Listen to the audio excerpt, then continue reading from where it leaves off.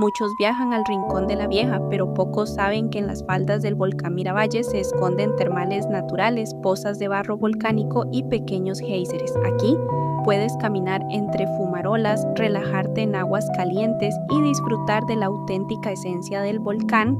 La vista del Miravalles al atardecer es simplemente impresionante. Si te gusta la aventura y la tranquilidad, este es un destino que tienes que conocer. Sígueme en Explora Costa Rica 506 y descubre lugares únicos como este.